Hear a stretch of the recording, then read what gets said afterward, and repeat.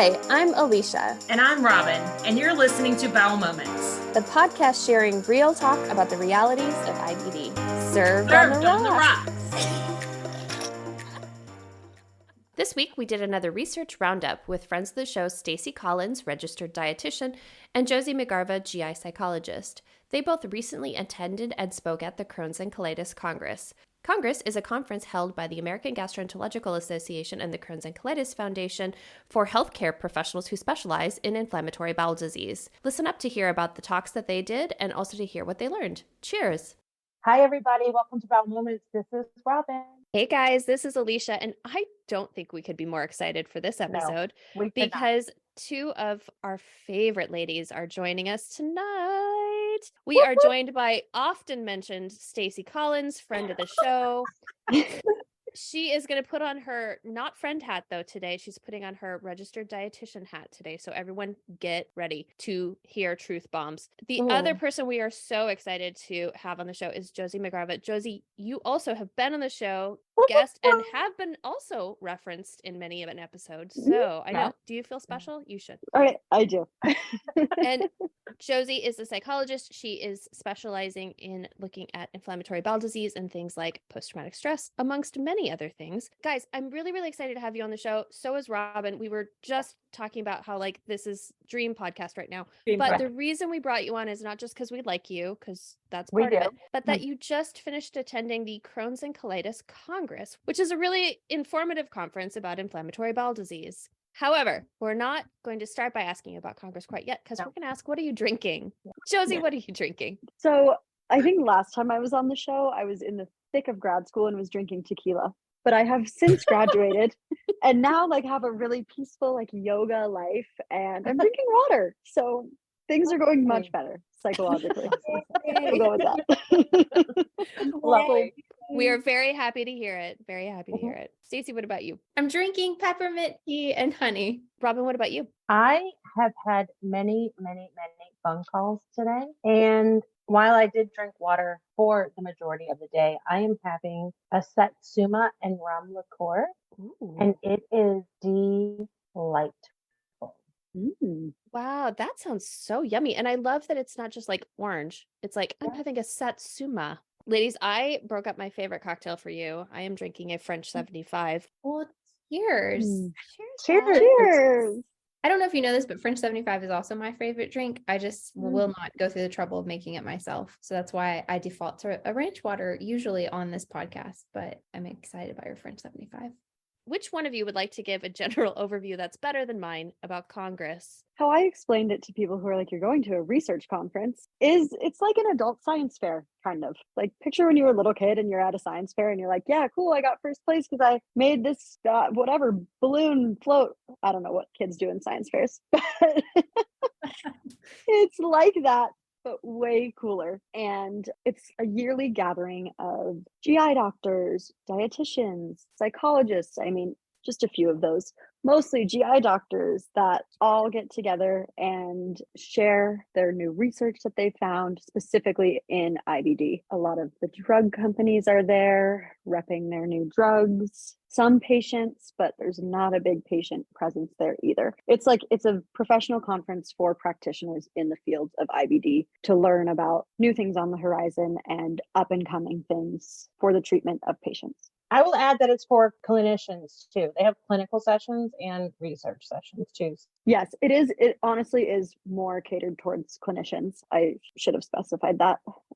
Basic science research is not as represented at this conference. And in addition, you both spoke at this conference. You all had your different sessions as well. So tell us about your sessions that you presented on. Stacey, you go first. Hey.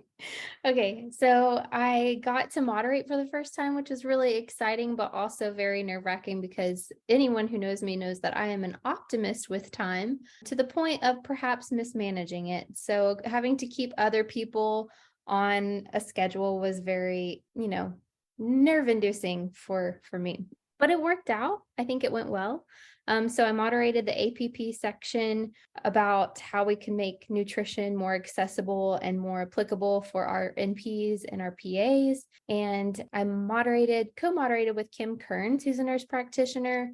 And then she was kind enough to let me just do the nutrition portion, and she did more of the APP. So I moderated this session with Teresia Ashifetti from UPMC and Laura Manning from Mount Sinai. Teresia talked about, she's a registered dietitian with UPMC, and she talked about Crohn's disease and nutrition. And then Laura talked about malnutrition screening and how different tools can be utilized by different practitioners to screen their patients for malnutrition and rescreen because nutrition is very nonlinear, and nutritional status with Crohn's and colitis is very nonlinear. So, and then also Kisa Lynch from Utah was a nurse practitioner who also joined in to our session and talked all about nutrition in the J pouch. And then we got to talk on a panel and kind of bounce ideas back and forth and how we would troubleshoot different patients. And that was really fun. The next day, I was part of a panel presentation for a case study in this session called Integrated Care in IBD, Making the Best Use of Your Team. And it was moderated by Dr. Mark Garrich from the Crohn's and Colitis Center, the University of Colorado Hospital. And then the case was presented by Maitri from Calgary, who's phenomenal, just a lovely human, lovely clinician, lovely doctor. And then Jessica Salwin-Darimer from Dartmouth presented on behavioral approaches for fatigue and IBD. And I did the nutrition section about nutrition approaches for fatigue and IBD. That was it. It was fun.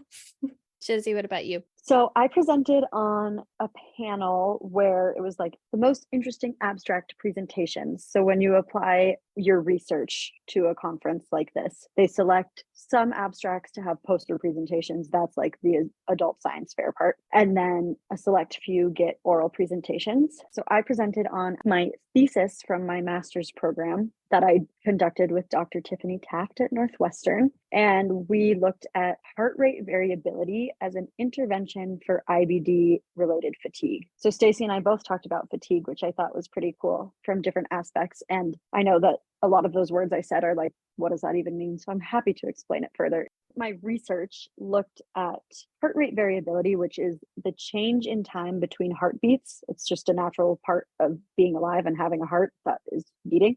And we know from other research in other populations, like people with chronic fatigue syndrome, that a lower heart rate variability, so less variation between heartbeats, can mean that you feel more fatigued. But that hasn't been shown yet in IBD. So the research that Dr. Taft and I did was looking specifically at people with Crohn's and colitis, and we did find that a lower heart rate variability leads to more severe fatigue and also less ability to cope with that fatigue. So not only are you feeling more tired all the time, but your life is impacted more so by that tiredness. So that was the research we did. We found that correlation. And then I presented on what we can do to increase heart rate variability and decrease fatigue, which we haven't researched directly on yet. But it's like a very simple fix that would cause no harm to anyone. So why spend like 5 years doing this research when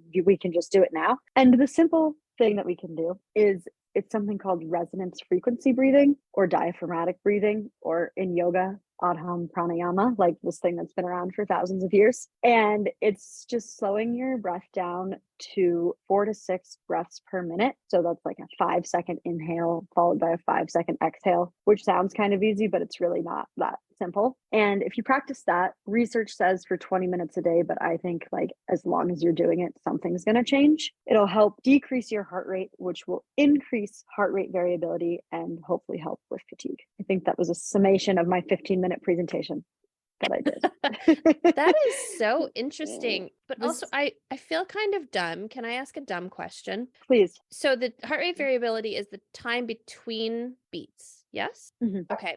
I guess the variability thing that's like really throwing me off, because I'm like, does that mean that it changes in time, or why am I why do I not understand this? This feels easier than it. The measure variability is like an average of what the time is between heartbeats. And we used a Fitbit to measure this, and it measures it while you're sleeping. So the higher your heart rate is, the less time that will be between heartbeats. And then when your heart rate lowers, when you're resting, when your nervous system isn't on high alert, there's more time between heartbeats. But like throughout the day, you're doing different things. And at night, even you're moving sometimes you're laying down. So it's not always like 20 milliseconds between heartbeats. So yeah, the measure takes an average score of the entire night. Did that answer your question? I think that answers my question, because I was like, how does this change depending on, like, for people who have just, like differing heart rates, like, is there like a standard measure? Is like anyway, I think I understand it now. Let's just pretend I do. Can I actually ask Josie a question that I was like, I might save this for the episode. So I love an action-oriented presentation. So thank you, Josie, for being like, this is exactly what you can do, because I cannot tell you how much it bothers me to hear research and then it's like falling on deaf ears because there's no action attached to the research. Mm-hmm. And it was really lovely to hear Josie's research, but also she was like, these are things that you can do. I was like, hell yes. So she talked about different apps that you can download and kind of use as a guide to help you breathe. So I downloaded one of them and I tried twice this week to use it, which is 200% more than I have been using. So everyone's starting somewhere. But I had a question. So I downloaded, I think it's called Awesome Breathing. You recommended? Is that what it's called? There was one that was called Breathe to Relax. And I think, yes, the other was Awesome Breathing. I'm not going to lie to you. I have not downloaded these apps. I just recommended them because they were free and I know that they did what they needed to do. Go ahead. What do you feel? What are your thoughts?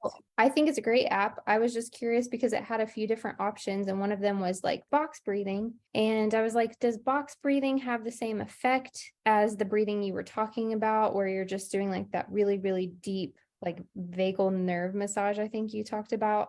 Is that the same sort of effect that you would have if you were doing something like box breathing, or do you need to do like a very intense inhale and exhale, like all the way through? From what the research shows, again, this is not research I conducted. This was done in other populations by other people, but it is the act of just slowing down your breath is what matters the most. Like that 4 to 6 breaths per minute. I haven't read specifically if box breathing would make a difference, but I think in order to slow your breath down to that pace, you need to do that deep breathing, whether you're holding at the bottom of the exhale and inhale, or you're doing a continuous circular breath. Okay.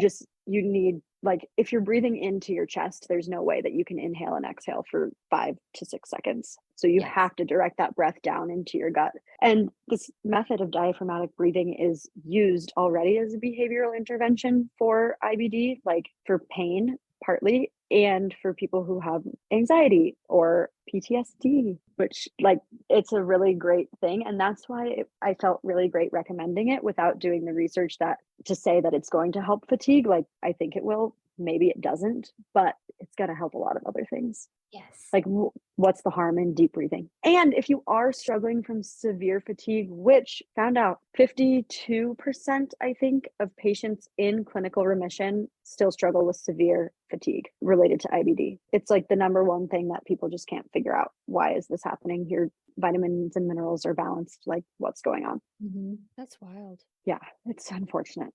So, like, interventions we know for fatigue are working out, sleeping less, like, don't be depressed. But when you're fatigued all the time, how are you going to don't be depressed? Be happy. You have Crohn's. Yeah. Don't worry. Be happy. Yeah. The face of IBD psych right there. Yeah. These are things we've all been told too. It's like, okay. Yeah. Exactly. See, I'm just quoting things I've heard from physicians. But what you mean by that is get help for your depression and it will help your fatigue. Yes. Right. Yes. But when you're really fatigued, like, all of these things sound like the most daunting task ever. So if you're fatigued and all you want to do is lay in bed, but like, do this diaphragmatic resonance frequency breathing for 20 minutes. You don't have to get up. You don't have to get dressed. Yeah. I think it's a really cool thing to do. Amazing. Well, so, and I'm glad you mentioned the lying down, because actually it is easier sometimes to figure out if you're diaphragmatic breathing when you're lying down, because you can see your stomach go up and down. So little known fact about me, but I spent a good chunk of my life singing. And so I have taken, some private lessons with, and they would have me like lie on the piano bench so that I could see my stomach going up and down, because singers do this because the deeper you can breathe, the longer you can sing without a breath. So it's, you train your body to kind of breathe down instead of breathe out. Whoa. Yeah. The other thing with fatigue is, of course, anemia. So make sure you're not anemic. Right.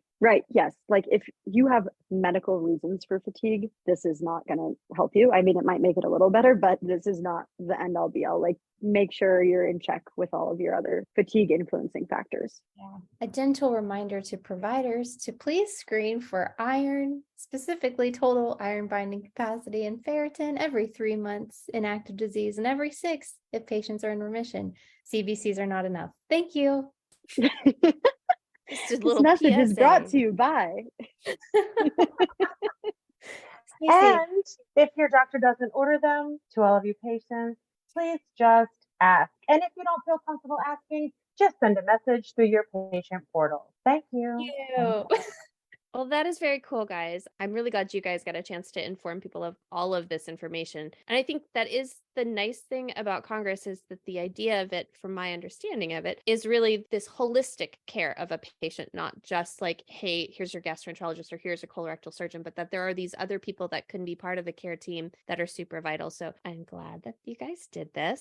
I'm curious about which ones did you attend that you found the most valuable professionally, sort of in your now looking towards providing patient care? So currently I'm not actively serving patients with IBD. It was for all my research in grad school. And now I work with kids who have severe psychiatric conditions, taking a break from the IBD field. But regardless of that, I found the most interesting, actually, the session that Stacey presented at, the integrated care session, because my goal in this field is that integrated care becomes the norm and you're not seeing your GI and then a psychologist at a totally different facility, and like maybe you're calling a private practice dietitian because you want to. Like these people are on a team working together to problem solve and manage your case and every part of it. And that exists at some hospitals, but some being generous, I think. Yes. So it was really cool to like see the way that that worked, and with a case presented and having the behavioral health side and the dietitian side and then also the GI. And I think there's a lot more room for other people providing different expertise to also jump in on that, like maybe PT or OT or social work. Like there's a lot of room to really take care of the entirety of a person. So this was a cool step to see that, and that it's presented at a conference like this. Like I thought that was cool. Thank you so much. Wow. I'm glad to hear that it was really useful. That's like my dream as a patient, that people, regardless of like socioeconomic status, wherever they receive their GI care, which I know is probably pie in the sky dream, because let's face it, like having a chronic disease, it requires you to be in a place of economic and financial and racial and ethnic and gender. All of the privileges have to align just right for you to receive the care that you deserve. And I live in rural West Texas. I've said this on the show before. I have to fly to see my GI doctor. And one of the most world-renowned GI doctors still doesn't have a GI psych, still doesn't have a dietitian. If you're listening, hi, you can hire me. But genuinely, like, we're talking about fatigue in patients and we're like, I don't know why they're so tired. Well, they're having to manage their own care on top of their disease, on top of their life, and they're not given the tools to do any of this easily. And it is, it really fires me up. It really, really is a missing piece for sure. Yes, preach. I need the tequila after that one. Well, and Robin has talked about this. It's just like that having this is like a full-time job. Like you, in addition to working a full-time job and having a family and doing all these things, like you still have to do all these things to manage your care. And that's exhausting. I mean, and emotionally, physically, it's just bullshit. It's bullshit. What session? What about you, Stacey? What session did you? Oh my gosh. I'm kind of a glutton, and it's really difficult for me to pick just one because I felt like I went to so many sessions. My favorite sessions are always going to be mental health related. I feel like those are typically the sessions when I look around and people are like kind of on their phones a lot because it almost feels to me like my background initially was sociology, and that's kind of like, ooh, a soft science, and I kind of feel like, I don't know, Josie, what do you think? Maybe I'm just projecting, but I feel like the mental health scientists don't get quite the respect they deserve. Am I projecting though? You're not projecting at all, and I don't want to get started on this because it'll be Okay. midnight by the time I reach my conclusion. But very few GI psychologists in general, because there's not a lot of job openings in GI psych, and also like there's a lot more glamorous kinds of psychology that you can practice. But of the GI psychologists that exist, I think they were all at this conference, and I think that was maybe 6 people. Wow. There were a few missing, but from the US GI psychologists, there's not a lot. And I think that goes to show like how we feel treated in this community. Soft science, like you said, it's a soft science. Yeah. I'm doing air quotes. I know this is a podcast. Right. Well, that said, not to be controversial, but I think it's an important point. It was just something I was curious about because I've certainly felt that is the case. But hands down, like if I have to pick one, and it sounds like I'm being forced, Stephen Lupe from the Cleveland Clinic talked about the psychosocial role in Crohn's disease in the very first session, IBD A to Z. And he just talked about the importance of listening to your patient and believing them no matter what. And, whenever you don't do that, we see poor patient outcomes because of that compromised provider-patient trust. Talked really, really aggressively about collaboration, which I love. Talked about deep breathing, talked about saying it's okay to cry to your patients, and it's not your job as a provider to try to make them wrap it up kind of emotionally. You just need to reassure them like this is a chronic thing and that's hard. And I just felt like everything he said, I was like, I could just listen to you for hours, sir. Yes. Is that the session that you texted me that I would feel justified if I was there listening to it? Yes, I actually was going to send you a picture of one of his slides, but like in real time, but I was afraid I was going to miss something. So I ended up waiting until you were just having a hard day at the doctor. Yep. Perfect. Love it. Stacey knows and Alicia knows that when I saw the rheumatologist recently, I had a full-on panic attack in the office. Hello, medical trauma. And started crying when I was going over, but I had a panic attack while I was waiting for the doctor to come in, and then started crying when I was reviewing my medical history with her. And so, hi, it's me. I'm the problem. It's me.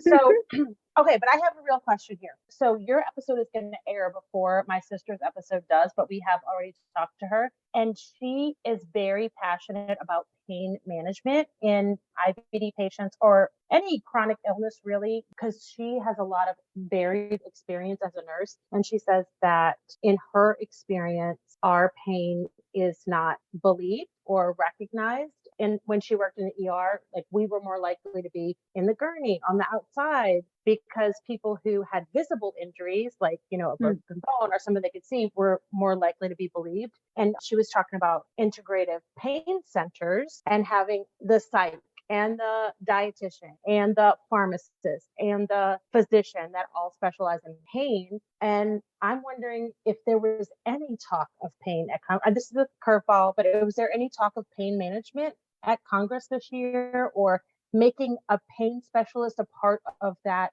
integrative team? No, there wasn't. I actually just searched the agenda, like unless they called pain by another name and I missed it. No. Yeah, but it's just interesting to me. There's all of these parts. Like Stacey and I got lunch together at Congress, and it was actually our first and only time meeting in person, but it was awesome. And I think we bonded and talked and like had a very sweet time, but there was also just a lot of ranting about like the stuff that is missing. And it just like is stuff that makes sense too. Like, why wouldn't a pain specialist be involved in the care of someone who has a chronic illness that causes you grave pain? It's too easy, I guess. Like too simple. It makes too much sense. Yeah. That's another thing. I'm like, are we waiting for research to prove every single thing before we're justifying it? Is that what we're actually doing? Because somebody at Congress talked about like the joke of epidemiological studies and how there's like it's called parachute use to prevent death and major trauma related to gravitational pull. And it was basically like this study that's made up because it's like, of course you would use your parachute, even though there's no evidence to suggest using your parachute. And I feel like we forget that in a science-based field. I'm like, are we seriously waiting around for someone to be like, you know what we really need on staff is somebody in mental health. I'm noticing some distress. Like, are we waiting for a study? What are we doing? What are we doing? So speaking of that, what was missing? Because you Ooh. talked about what your favorite was, like what was missing from Congress? Pelvic floor PT for me. Where were the PTs? Yeah, that's a great one to say. We'll just start there. What about you, Josie? Representation from people of color, from patients. I don't care what you look like. Patient representation was very minimal. Representation from providers who were not GI physicians. Yeah, I think those are the three big ones that I saw. And representation from like younger up and coming people in the field. I think like it's a lot of the people that are doing the big research, the big names that people know. And like, yes, they have done awesome things, but let's get some new opinions in here. Let's get some things moving and shaking. Disruptors. We don't like a status quo. We don't like a status quo. Right. We don't get better with the status quo. One of the ones I'm wondering about is, as you talk about representation, and that I've been sort of mulling in the back of my brain that we haven't done in the podcast as well either, is really like sexuality and sexuality that's not cisgender, cisnormative sexuality. Was that discussed at all? There was one. Stacey, I think you left for this talk. Yes, I did. It was right after my talk and I had to go lay in the dark for a little bit. I was just, fair. Yeah, I'm so sad. The most unfortunate thing about Congress is that they kind of schedule things like competing things at the same time. So like it's hard to balance the things that you want to go to. And like the stuff that I found really interesting was all at the end of the day and people are tired. So like the schedule needs some work, something to work on, Congress. But yes, there was a presentation by a doctor from Mayo Clinic. They have an entire portion of their GI clinic called the Pride Clinic, catered for people in the LGBTQIA+ population, which was such a cool thing for me to see because I do identify as queer. So it was like awesome that I got to watch something unfold. They talked about the gap in care for people with IBD. They talked about how IBD impacts your sex organs and your sex life. And like, what if you're someone who relies on anal sex and you have perianal fistulas? Like, what do you do then? It's a bathroom disease. What if you are trans and you feel uncomfortable using either bathroom? Yeah, so they have this Pride Clinic catered to LGBTQIA people where they have gender neutral bathrooms, and they showed us like the pride flags that they put up, which there's always opportunities to do better, I think, but it's really cool that this is something that's happening. And one of my biggest takeaways from that talk was like the feeling of queer people who also have IBD needing to come out twice. Like you have to come out with your sexuality or your gender identity or whatever it may be, and also come out as having a chronic illness, which is just like double the burden, double the weight. And I don't think it really matters which one comes first. And it can either, for some people, maybe make the second identity easier to come out as, or make it fucking hard because you already have this one thing that is marginalizing you, and now you have another thing. And I don't only have Crohn's, but I also like girls. You know, it was cool to see that talked about. It really was interesting to me. I'm really glad they talked about that because even, as Robin and I were talking, we've had one guest that did reference being gay and he had J-pouch surgery, and about how this is his, like, my doctor didn't even talk to me about the implications in any other way other than just how my bowel would function. And I guess it was gone after that, but you know what I mean? It wasn't like the sexuality aspect of things and how that might change the sexuality really wasn't discussed. And so how do you make sure you're serving your patients and really being like, just need you to know, here's absolutely all the ways that this will potentially affect your life, your entire life, not just like how you go to the bathroom. So I'm glad they brought that up. Yeah, me too. I'm very sad I missed that talk. I wanted to quickly mention that I know like outcarehealth.org has LGBT friendly doctors. You can Google or use their search engine, but also University of Chicago is really good at having like a whole list of their faculty and their staff that are all LGBTQ plus affirming. And so if you're anywhere near the University of Chicago area, just know that that is a resource. I heard about that at, I think it was DDW that I heard about that, but very sad I missed that talk. I just wanted to resource. Yeah. I'm writing that down. Thank you. I'll make sure I put it in the show notes so we can reference it. I'm curious if there were aspects of it that really, like, when you were hearing about it, really like made you feel hopeful. Yes. Let me look for it in my notes real quick. Yes, with a question mark? I know. I Yes? definitely was like, I think there was a question mark behind that. Yes. No. Yes. I get hopeful every time I hear about like nutrition related research. Usually Dr. Lewis is phenomenal, as we all know, in the nutrition and IBD space.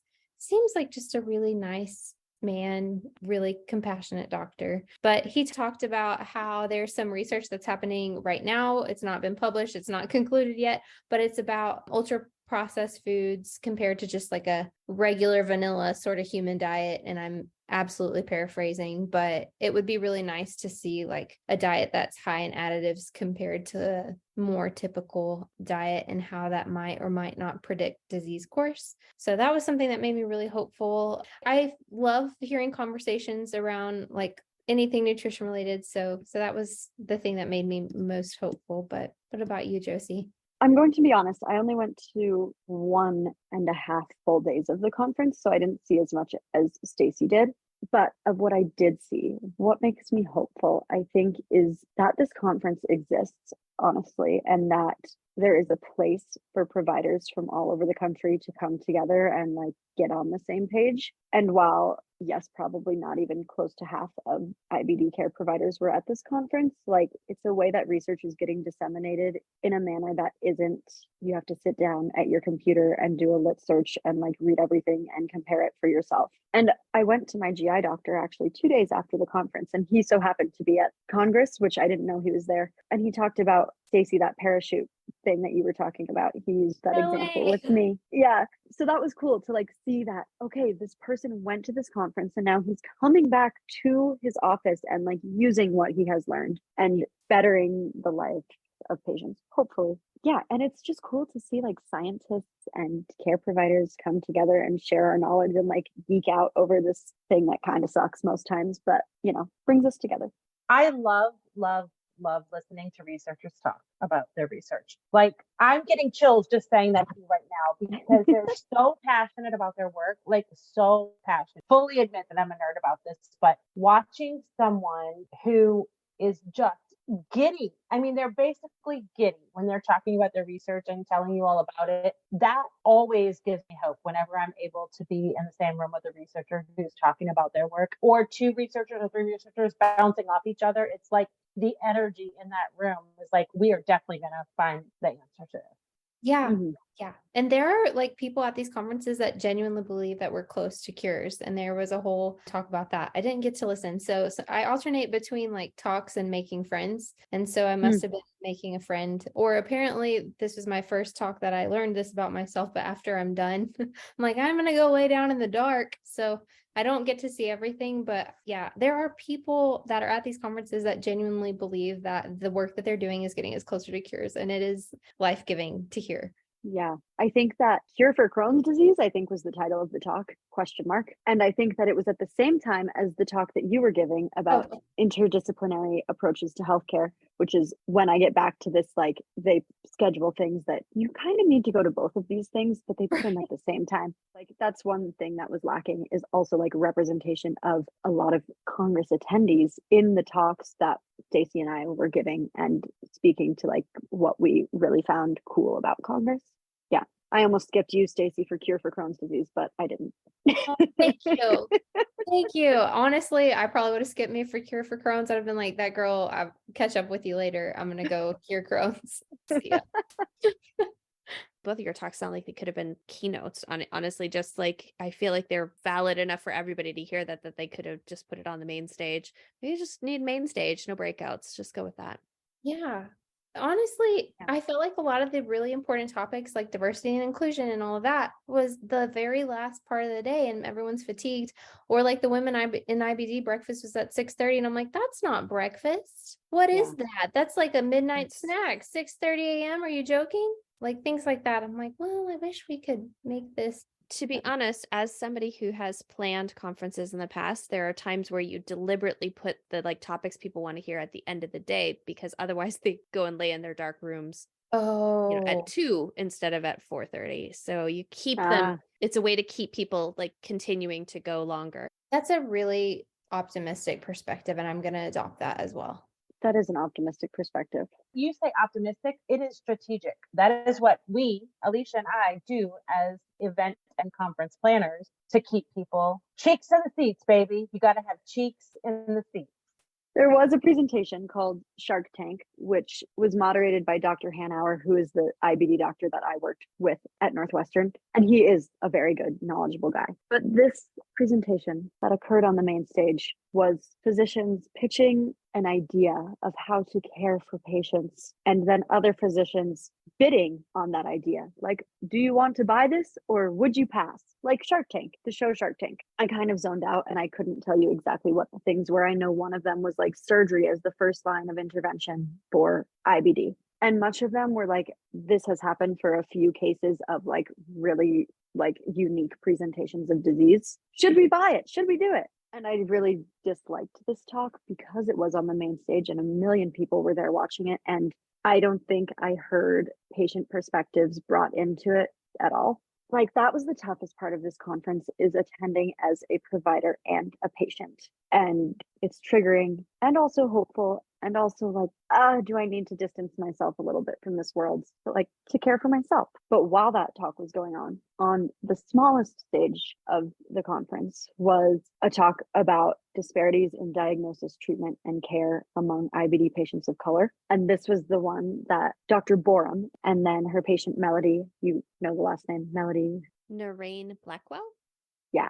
They talked about it together, and they talked about how Dr. Borum shared so many stories of patients that she had seen who were people of color who like presented the same as a white person would present, but the person of color goes 5 years without a diagnosis, and then the white person is like, here you go, you have IBD, here's your Remicade. And there were like specifics and a lot of stories, and that was probably my favorite talk I went to, actually. And it was just like so heartfelt. And after they were done talking, someone in the audience of like 30 people, raised their hand and said, I don't have any questions, but you need to be on that big stage. I have no idea why you're over here. And then Dr. Borum said, tell Congress that, like, tell them they need to hear that. So that would be my one critique. That was the best talk I saw, and it was at a tiny stage. That so, is like hard. I want to say something. That she is right. You have to fill out that survey at the end. And if you have suggestions or you have criticisms or critiques, the only way they know to change things is if you tell them you need to change this. And it can't just be one person filling out that survey. If you are listening to this podcast, and you're probably not, but if you are, and you are one of those 30 people that were in the audience for that talk, and you agree, you owe it to the presenters to fill out that post-conference survey and tell them, please, please, please. Any conference, education program, anything that you go to, if they give you a post-event survey, please take the 5 minutes to fill out that survey so that they know how to improve that program for the future. Because if you don't fill it out, there's no way that they know how to make it better for you.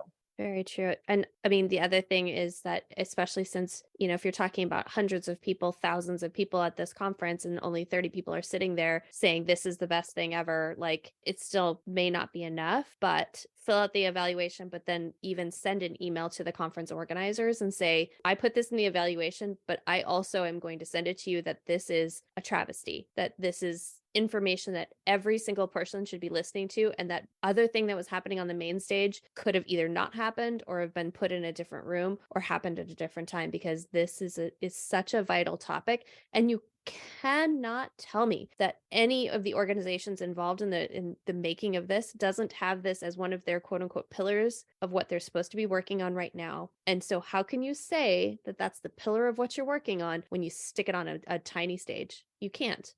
So, and frankly, any feedback you provide needs to be blunt, straight blunt. Just be like, this was baloney, that this is the way, that this is how this specific session was treated, when every single person attending needed that information. Everyone, not 30 people, every single one of them. So I'm a little fired up. I'm going to take a drink now. Yeah, that's how I felt. watching it and witnessing it. And even just looking around at the crowd of the 30 people that were there, like, yes, I learned new information, but like the people at this presentation are the ones that are already doing the work to like help with the change. So we need it to, it's got to get out to the people who are oblivious, or just maybe not oblivious, but choose to look the other way.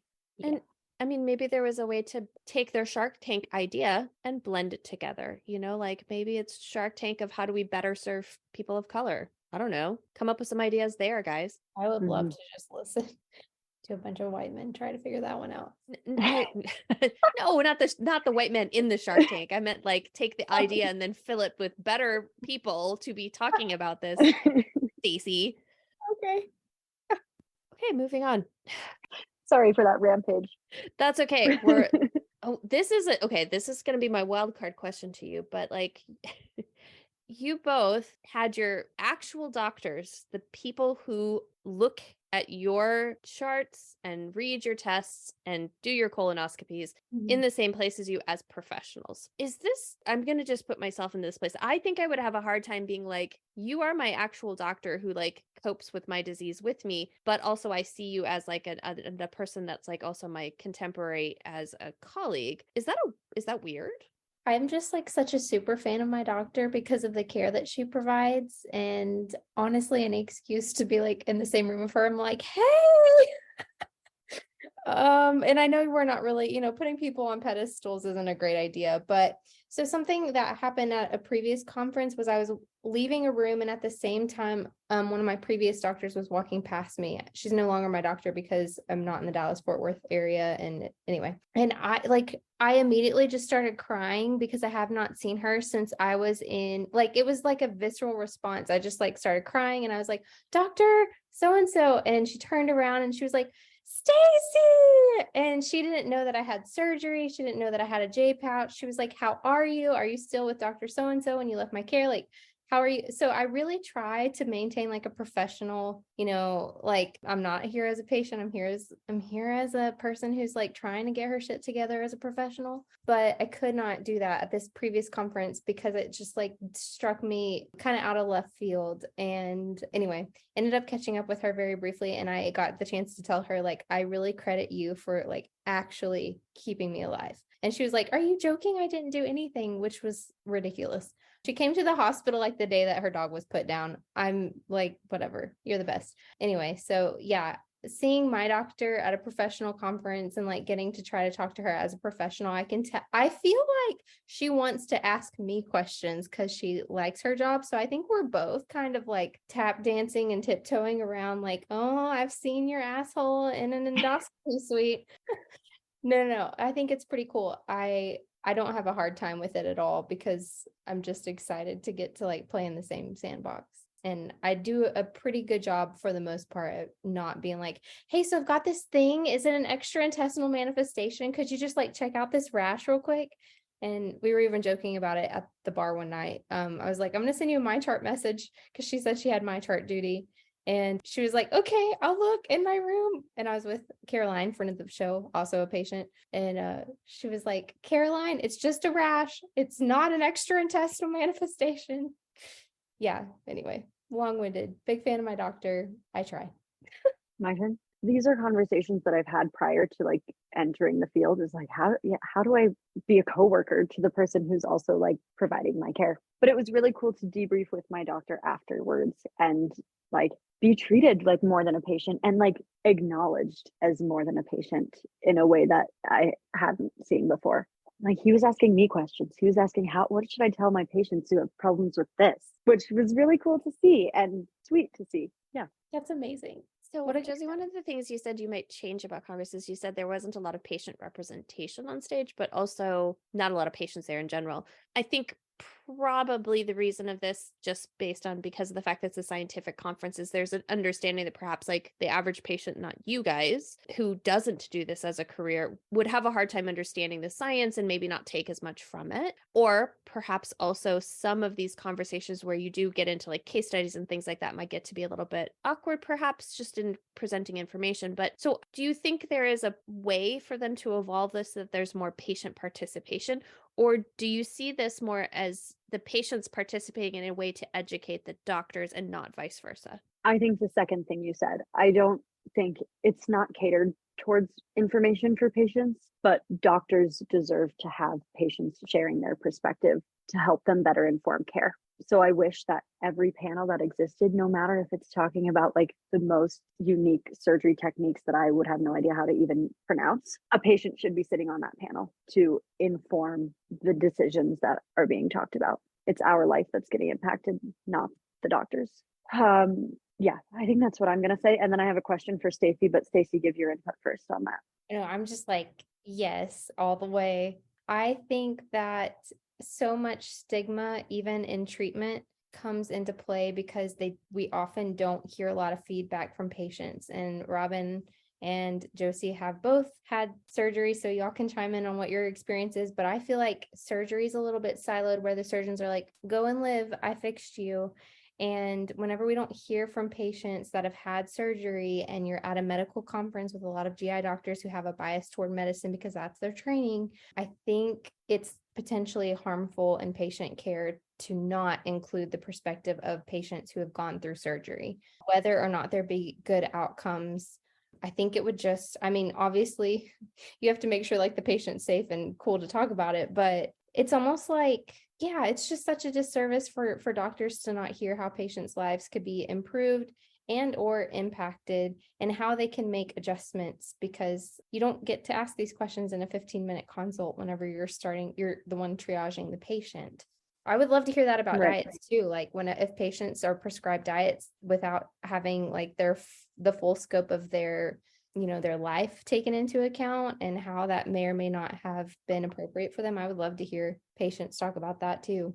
Yeah, Stacey, I'm curious because you told me that at conferences, you don't disclose that you're a patient, whereas I chose to disclose that I was a patient. So I'm curious your choice in that. Yeah, I actually loved, okay, so y'all, Josie comes out guns a-blazing. She's like, this is who I am. I am a patient. I am queer. She, they are my pronouns. I am a researcher, like all of these things. I am an integrated human being, and you're going to listen up. And I was like, oh shit, here we go. It was so good. But that really got me thinking. I was like, should I actually present myself as like a patient and provider? I don't know. I'm like kind of in a gray area to where, yeah, I haven't presented myself as a patient at conferences, because I'll tell you why. I actually presented at a conference this past fall just for dietitians, and I did disclose that I was a patient and a provider.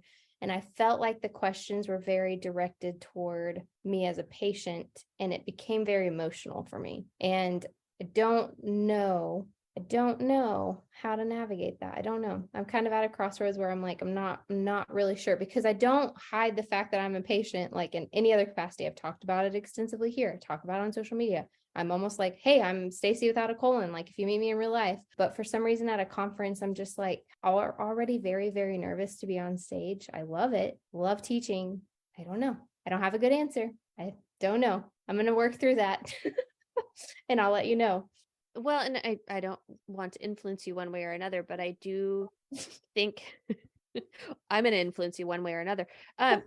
But I do think that perhaps the information would be received in a very different way. Like even hearing Josie saying like, I am a patient, and that's why this matters. The passion that goes into figuring like and doing your research and doing what you do, I think changes people's perspective. It's like a little bit of like, oh, I'm going to sit up and listen to this person a little bit more, because not only are they this expert in their field, but also they are coming at it from like a truly personal perspective, like that they've got skin in the game, and so I think that helps a little bit. And especially in your case where like the reason you went towards becoming a dietitian in the first place is because of how wrong it went for you, and how you've used that to educate other dietitians and change even the minds of your own colleagues, your classmates as you were going through school, is something that I think could be really valuable for people to hear, and I think would help them see you in a slightly different light. And maybe I wonder if it would almost make them like take you even more seriously. This is my argument for. Okay.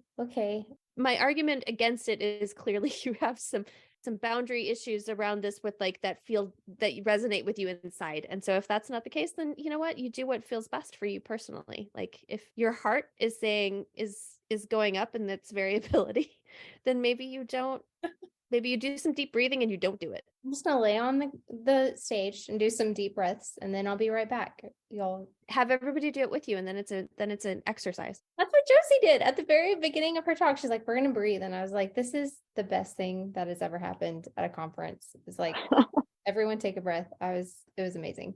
I often do say like being a patient is my superpower.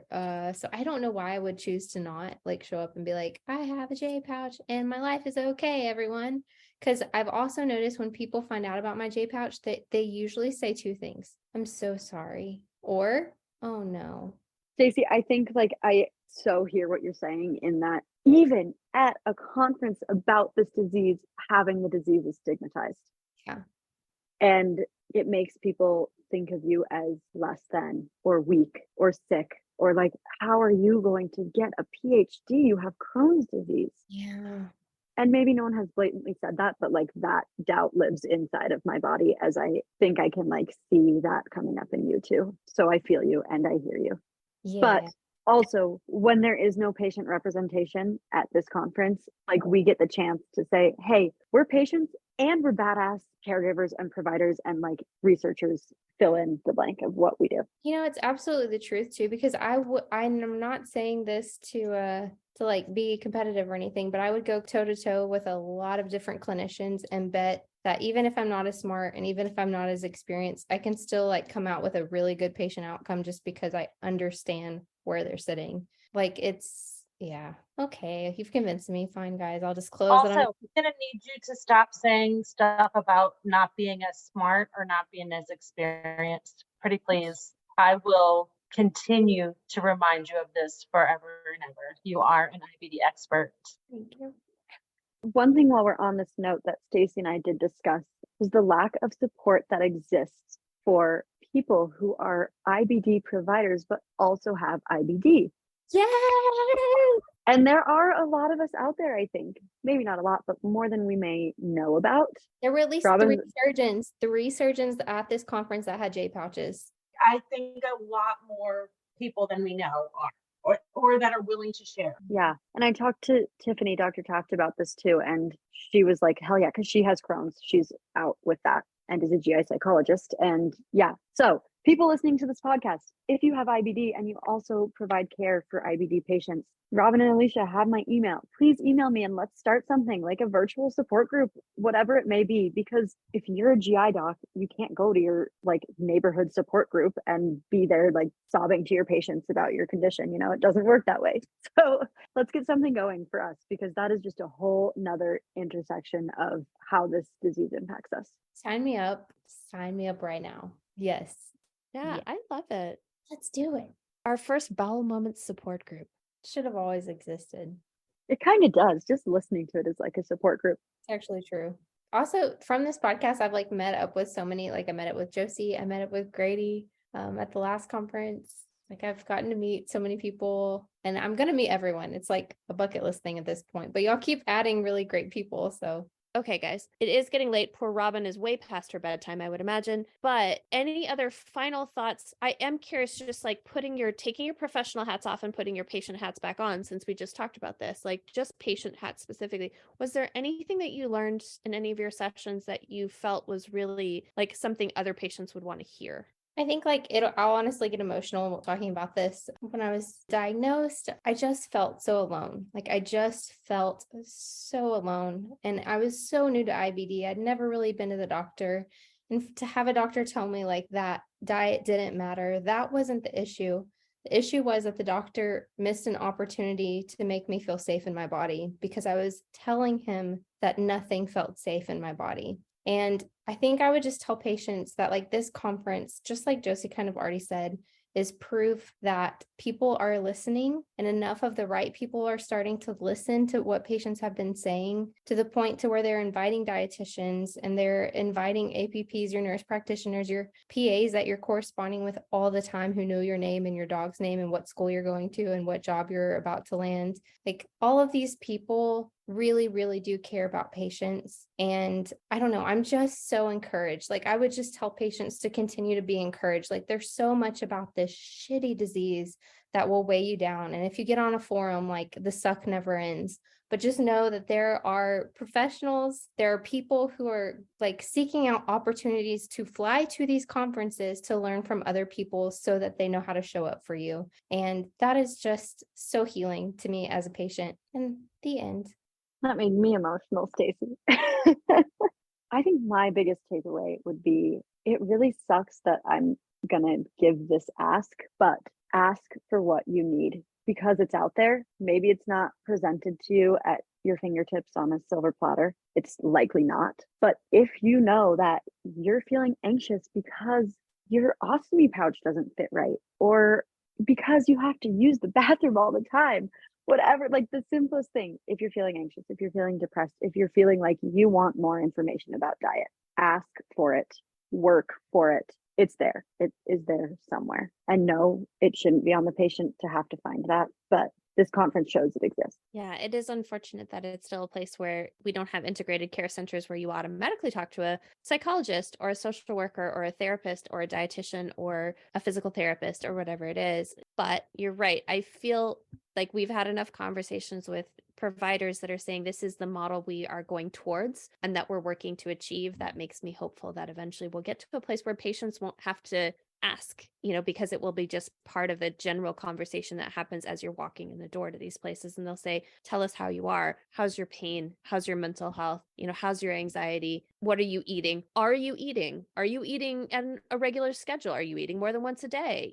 And this is just part of the general intake that happens. And then they say, great. And even if it's not part of the intake, they say, you're still going to talk to Josie, the psychologist, because you know what? Everybody should just talk to Josie because she's great, and who knows? Maybe you'll learn something from her, that kind of stuff. So I'm hopeful that that's where we're moving towards. So guys, it was so fun to see you with your professional hats on, because we've seen you both on your patient hats. So thank you for coming on to share what you've learned from Congress and to share more of your stories and all of that. And plus, we just love to hang out with you. So yes, we're going to say thank you guys for joining us. Thank you everyone else for joining us for Bowel Moments. So cheers. Cheers. Cheers. Cheers. If you liked this episode, please rate, review, subscribe, and even better, share it with your friends. Cheers.